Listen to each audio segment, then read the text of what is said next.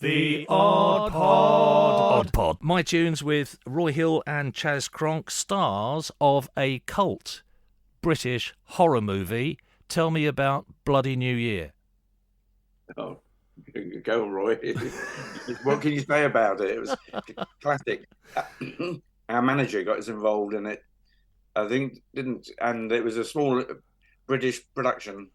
Yeah. With a legendary director in a kind of off the wall way, Norman J. Warren. Hey Roy, you know more, don't you? Yeah, no, Norman J. Warren. He is actually quite a legend in horror circles.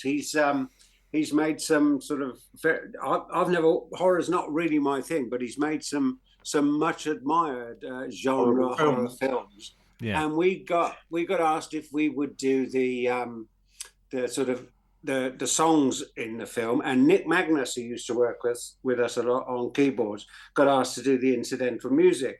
And then they asked us if we would appear as the Flying Cadillacs.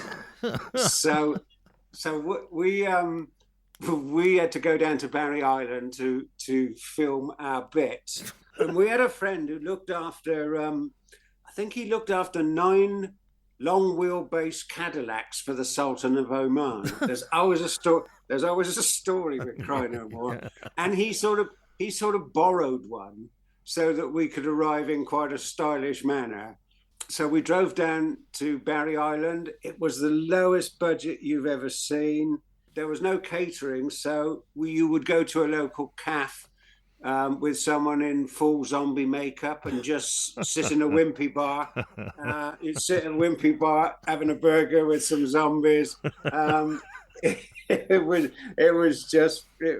just real fun, and we never really thought any more of it. But it seems to have gained some traction since, It really does, you know. It has. It exists in that strange world now, and it does. Yeah, it's a strange parallel universe. If you haven't seen it, it's called Bloody New Year, and I'm sure you could probably you can buy on DVD. I know for sure because I've seen it. Yeah, It's one of those films which is, without being too condescending, it is so bad that it's good. Yeah.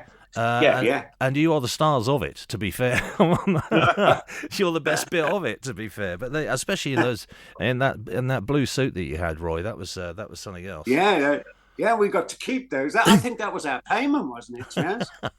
It was indeed, yeah. One of the songs is, especially recently gained a lot of traction. "Recipe for Romance" is a much loved song from the film. Yeah, and that girl Sasha Liukuryov, editor or remixer in France, she's done a fantastic version of it featuring all 3 versions of the song that appeared in the film, right? And cut it with some of the best footage I've ever seen for the film. I saw that last week actually when I was when I was trying to get you on and get you together. I did see that, and that's great. Again, go and look that up. "Recipe for Romance." It's brilliant. Yeah, we're going to run out of time shortly, unless I want to get to what you're doing now. And because Roy, what are you doing, Roy? Are you still writing? Are you performing? Yeah.